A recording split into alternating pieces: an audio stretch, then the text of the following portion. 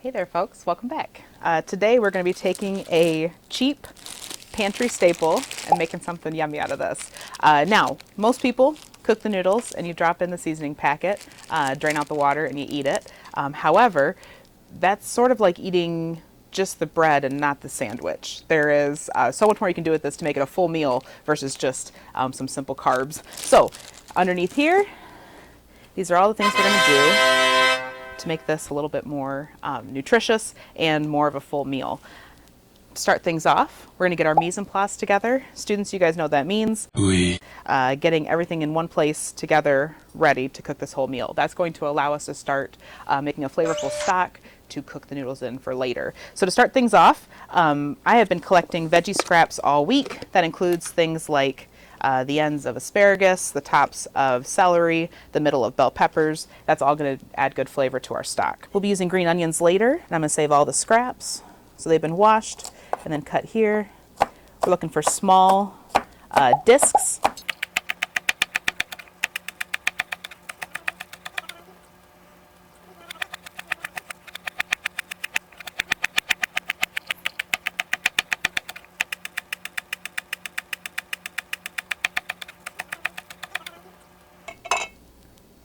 And then take any ends that you aren't using for your nice little chops, and those are going to go into your scrap bucket.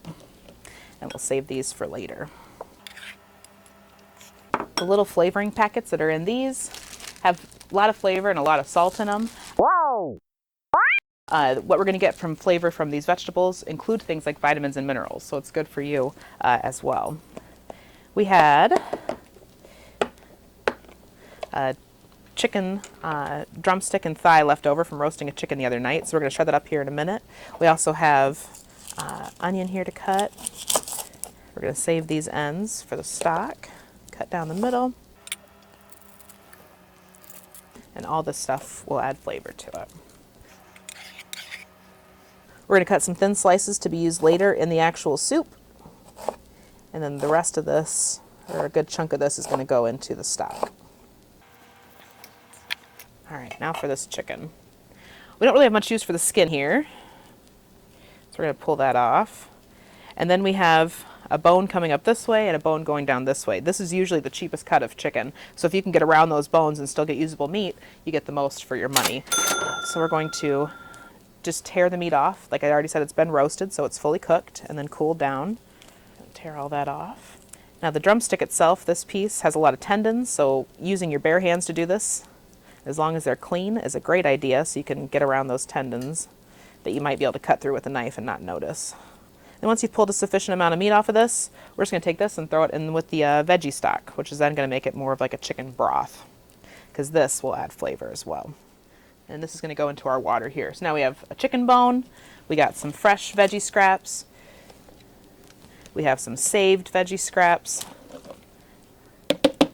and then we're going to let this boil for about an hour here before we move on to the next step. So for you guys, it'll happen like this.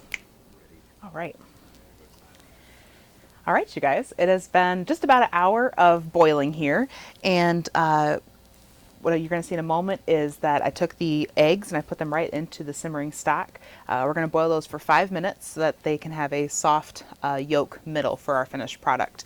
If there's any bacteria on the eggs, it will be killed by being in the water for 5 minutes boiling. And also there's calcium in the shells, and a little bit of that will also leach out into your veggie stock.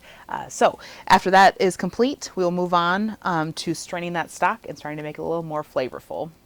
The soft-boiled eggs have boiled for about 5 minutes now, so they'll be pretty runny in the middle. If you like them more firm than that, just let them cook a little bit longer in the stock. But they are now behind me in some cold water cooling off. The next step is we're going to get all those old soft veggies and bones out of the stock to just leave just the liquid itself.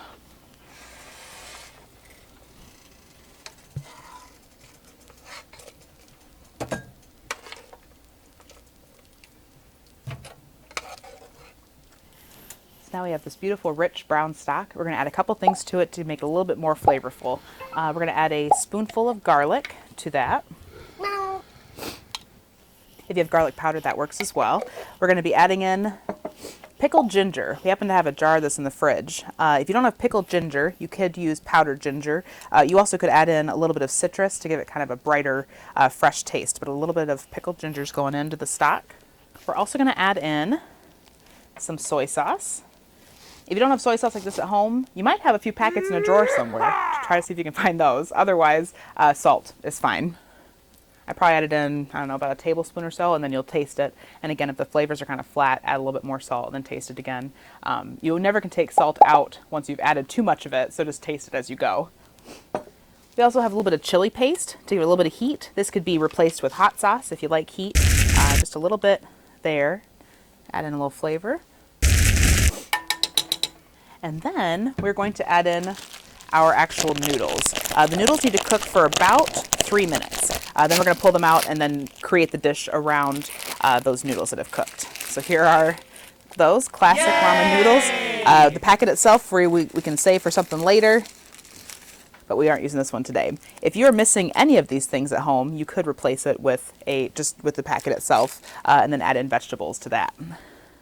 All right, so the noodles have been cooking about 3 minutes. They're starting to soften up just a bit. They can get too mushy, so you want to make sure they pull them out of the liquid before they get to that stage. So we're going to pull those out now. Now we want to add more things to this. All this stuff has been refrigerated, so it's cold. So we're going to drop it into the hot broth for just a minute. It'll add a little bit of flavor to the broth, but also serve as a way to heat these things up. So we're going to add in this, which is a little bit of sugar snap peas. This could be green beans. It could be whatever veggies you have available, bell peppers, but we had some sugar snap peas, so I just cut those up fairly small. Let those heat up. Then I'm also going to add in that chicken that I pulled apart, and then I cut it into kind of a rough, small chop. So we're going to add that in until that's nice and hot so that can be added to our soup.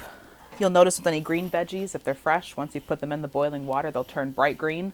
Once they turn bright green, they are ready to be eaten. They'll just be nice and crunchy and fresh. So we're going to scoop some of those out and add it to the ramen. Now that chicken's nice and hot, so we're going to add some chicken. We're going to add in some red onion. This is just raw. It'll cook just a bit with the hot liquid once we put that in there. And we're also going to add in some fresh green onion.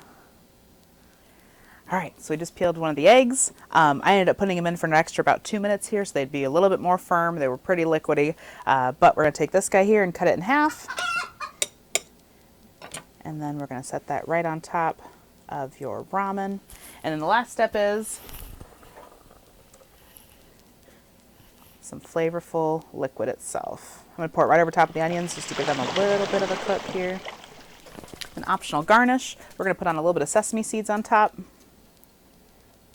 And then just a touch of sesame oil. Sesame oil is very strong, so you don't need much to get that flavor. Just a couple drops. And that is a full meal made with ramen. See you guys soon.